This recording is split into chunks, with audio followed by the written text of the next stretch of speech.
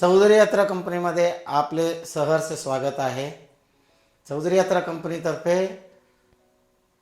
महाराष्ट्रातील अष्टविनायक, महाराष्ट्र दर्शन, कोकण दर्शन, गुजरात दर्शन, गोवा दर्शन, स्पेशल राजस्थान, बद्रीनाथ, केदारनाथ, यमुनोत्री, गंगोत्री, काश्मीर, हिमाचल, नेपाळ, दार्जिलिंग, गंगासागर, जगन्नाथपुरी, दक्षिण भारत, केरळ दर्शन, अंदमान दर्शन हे भारतातील यात्राबरोबरच गेल्या 8-10 वर्षापासून विदेशातील मलेशिया, सिंगापूर, थायलंड, बँकॉक, पटाया, दुबई, मॉरिशियस, श्रीलंका आणि कैलास मानसरोवर यात्रेचं आयोजन सतत केलं जात आहे। जेवढा प्रतिसाद भारतातील यात्रेकरूंनी दिला तेवढाच प्रतिसाद कंपनीद्वारा आयोजित विदेशातील परदेशातील यात्रेंनाही यात्रेकरूंनी दिलेला आहे। मी आपणास आता मुख्यत्वे कैलास मानसरोवर यात्रेबद्दल थोडक्यात माहिती सांगतो। कैलास मानसरोवर यात्रा हे तिबेट, चायनामध्ये आहे। बद्रीनाथ पासून फक्त 200 किलोमीटरवर हे स्थान स्थायिक आहे। आपले हिंदू धर्मांमध्ये 3 देवांची प्रामुख्याने मान्यता आहे, ब्रह्मा, विष्णू, महेश। ब्रह्माजींचे ठिकाण, मूळ ठिकाण हे पुष्कर आहे।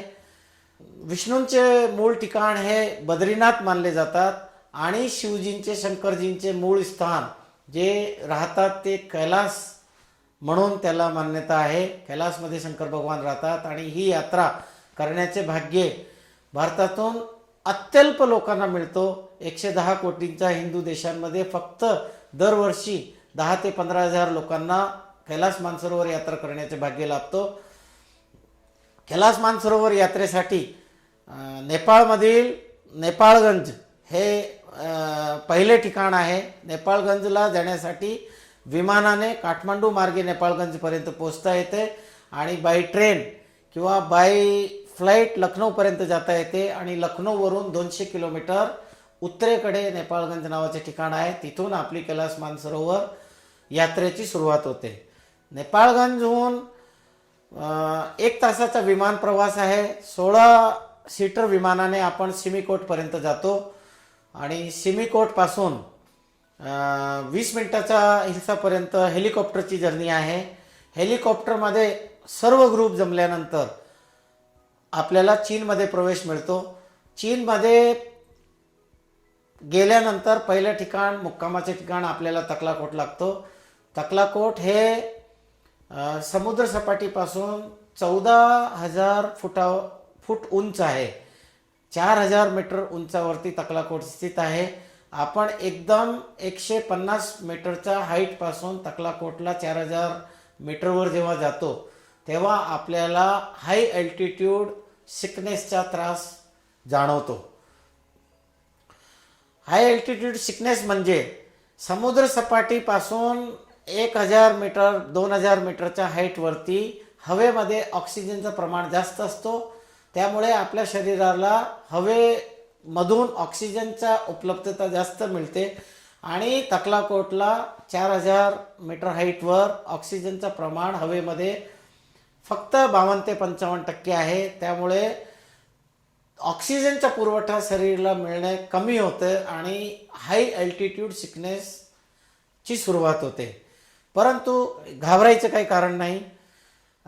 पहिल्या दिवशी आपल्याला जेवढा त्रास जाणवतो त्याचा निम्मा त्रास दुसऱ्या दिवशी लगेच आपल्याला अनुभवता येतं आणि जसे जसे दिवस पुढे जातील तसं तसं त्रास कमी होतो आणि शेवटी आपल्याला त्या वातावरणामध्ये शरीराची सवय होते आणि त्रास कमी होतो। तकलाकोट नंतर आपलं मानसरोवरचा प्रवास सुरू होतो। मानसरोवरची परिक्रमा सुरू होते। मानसरोवरची परिक्रमा करतानाच आपण मानसरोवरमध्ये अंघोळ करतो। मानसरोवरची अंघोळ करून आपण भगवान शंकरचं पूजा करतो।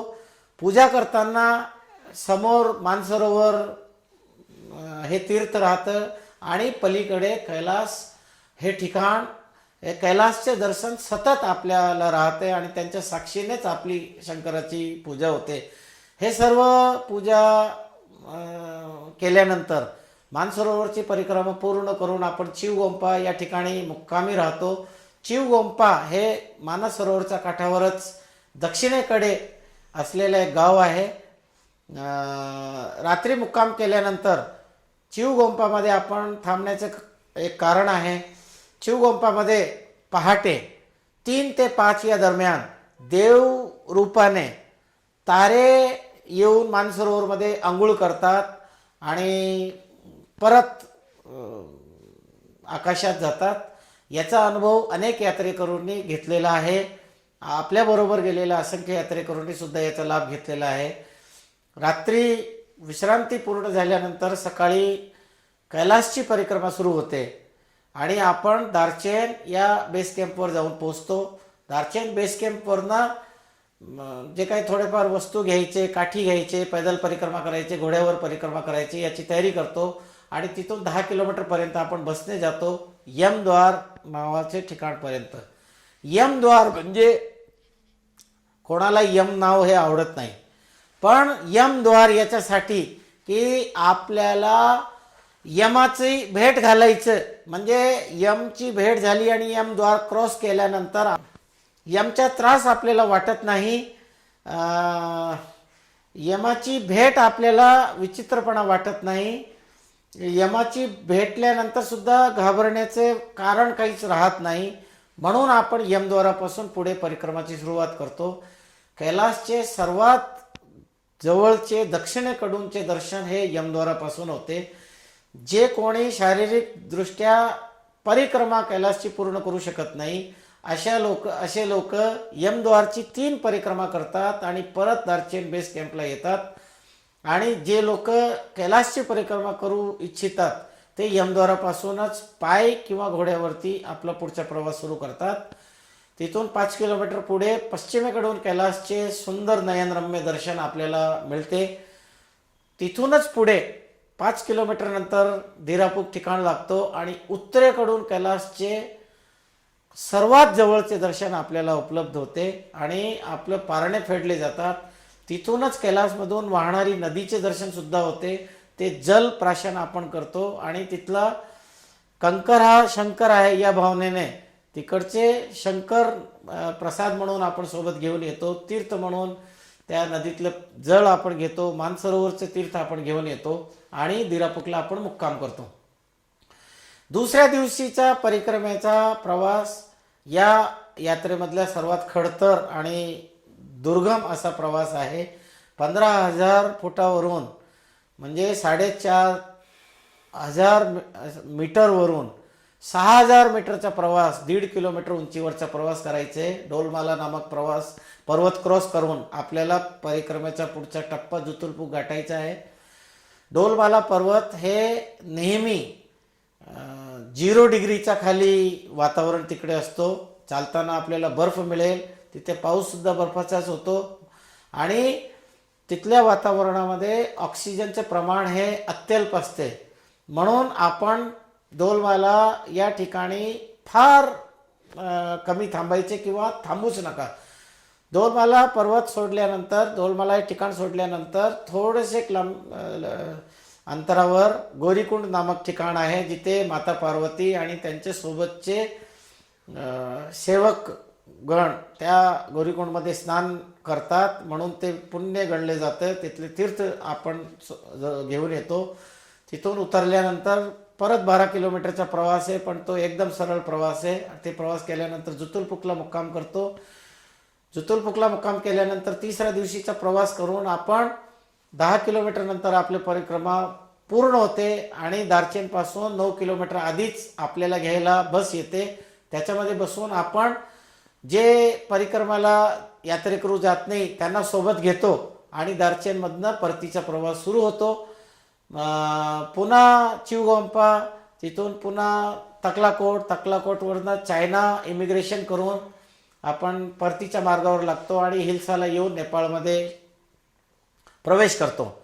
आणि हिल्सामधून परत हेलिकॉप्टरने 20 मिनिटाच्या जर्नीने आपण सिमिकोटला येतो आणि सिमिकोटवरनं वातावरणाचा अंदाज घेऊन विमानाची वाट पाहून, वातावरण चांगलं असेल तर विमान लवकर येतो, वातावरण चांगलं नसेल तर विमान येत नाही. पुन्हा आपण नेपाळगंजला येऊन पोचतो. नेपाळगंजला पोचल्यानंतर आपला परतीचा प्रवास लखनौसाठी सुरू होतो. हा एकूण कैलास मानसरोवरच्या प्रवासाचे वर्णन आहे. चौधरी यात्रा कंपनीतर्फे हा प्रवास गेल्या 7 वर्षापासून अखंडितपणे सुरू आहे. संपूर्ण वर्षामध्ये फक्त 5 महिनेच ही यात्रा करता येते, जून ते सप्टेंबरपर्यंतच. एरवी 7 महिने तिथे बर्फ असतो, बर्फामुळे ही यात्रा करता येत नाही. आपल्याला चीन विजासुद्धा देत नाही किंवा विजा दिल्यानंतर सुद्धा आपल्याला यात्रा करणे अवघड होऊन जातं. या यात्रेमध्ये गेल्या 7 वर्षापासून सतत आम्ही जात आहोत आणि आज सर्वात जास्त एका वर्षामध्ये सर्वात जास्त यात्रेकरू नेण्याचा मान चौधरी यात्रा कंपनीच आहे. महाराष्ट्रातून सर्वात जास्त यात्रेकरू या यात्रेसाठी चौधरी यात्रा कंपनीकडून जातात. याचा आम्हाला आनंद आहे व आपल्या कंपनीबरोबर गेलेले यात्रेकरूंचाही आनंद आहे. आणि याचा सर्वस्वी जे कारण आहे की जे इतर महागड्या कंपन्यांकडून ही यात्रा करतात, तेच सोयी आपण त्यांच्यापेक्षा कमी किमतीत देतो, तेच हॉटेल्स देतो, तेच निवासस्थान देतो आणि उलट त्यांच्यापेक्षा जास्त काळजी यात्रेकरूंची आपण घेतो. त्यामुळे अल्पावधीतच यात्रेकरूंचा मोठ्या प्रमाणात प्रतिसाद चौधरी यात्रा कंपनीस मिळालेला आहे आणि खूप चांगला प्रतिसाद दिल्याबद्दल मी सर्व महाराष्ट्रीयन आणि गुजरातीतील भाविकांचं आभार मानतो.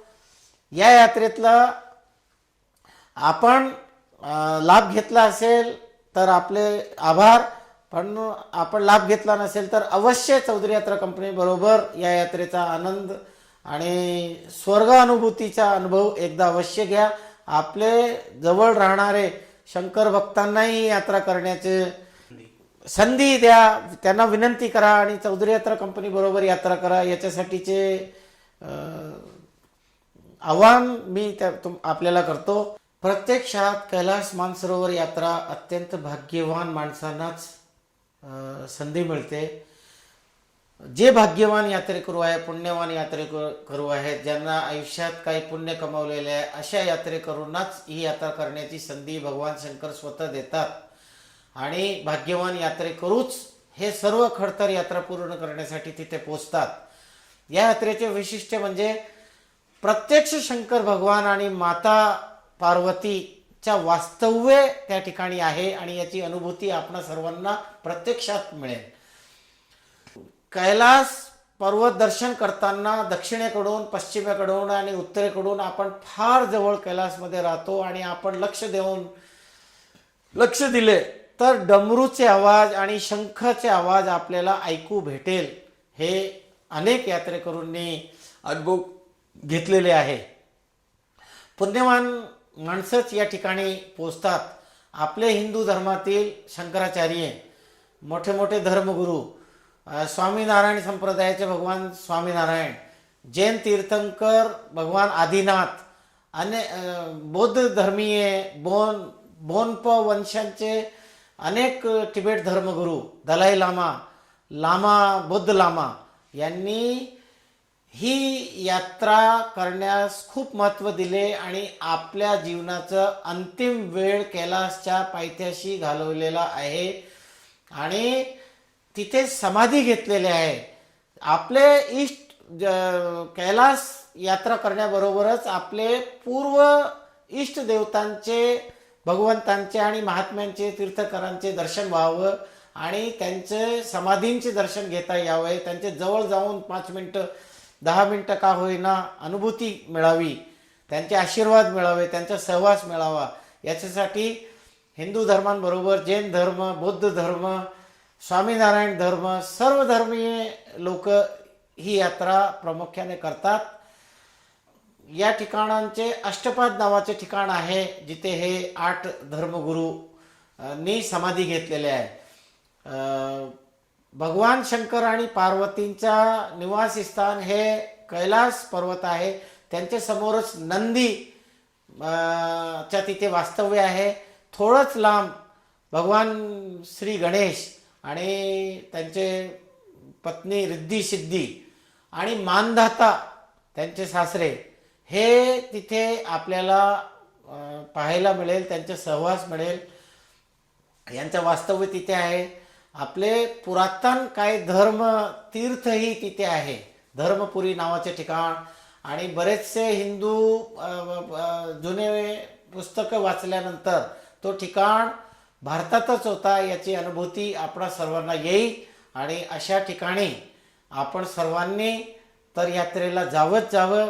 पण ही कैलास मानसरोवर यात्रा करण्यासाठी अन्य शंकर भक्तांनाही शिवभक्तांनाही आपण प्रवर्त करावे आणि प्रवर्त करण्यामध्ये सुद्धा आपण पुण्याचे भागी व्हावे ही सदिच्छा. आणि आम्ही सध्या महाराष्ट्रात ही यात्रा करण्यासाठी सर्वोत्कृष्ट कंपनी म्हणून पुढे आपलं कंपनीचं नाव आलेले आहे. लवकरच हे नाव भारत पातळीवर कैलास यात्रा करणारी एक कंपनी म्हणून लवकरच आम्ही 1 नंबरच्या स्थानावर येणार आहोत याचा विश्वास आहे. मी समस्त शिवभक्तांना मनापासून विनंती करतो की त्यांनी अवश्य कैलास मानसरोवरची यात्रा करावी आणि आपल्याबरोबर अन्य शिवभक्तांनाही या यात्रेत सहभागी होण्यासाठी प्रवृत्त करावे.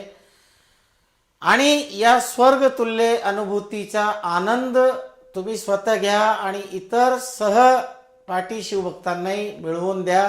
त्यांना या यात्रेची माहिती द्या आणि त्यांना या यात्रेस जाण्यास उद्युक्त करा.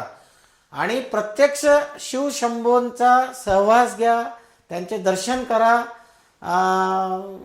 आणि आपल्या जीवनामध्ये सशरीर मोक्ष प्राप्त होण्याचा आनंदाचा अनुभव घ्या. हे मी सर्वांना पुन्हा पुन्हा विनंती करतो. आणि या कैलास मानसरोवर यात्रा करण्यासाठी आपण नक्कीच चौधरी यात्रा कंपनीला संधी द्याल हा विश्वास मी बाळगतो. आणि ही आपलीच हक्काची यात्रा कंपनी आहे. आपले सर्व यात्रेकरूंची यात्रेत सर्वतोपरी काळजी घेण्याची मी आश्वासन देतो. यात्रा आपली यात्रा परिपूर्ण होईल, आपली यात्रा 100% सफल होईल याची मी खात्री देतो. आणि आपण या यात्रेसाठी चौधरी यात्रा कंपनीस संधी द्या हे वारंवार विनंती करतो.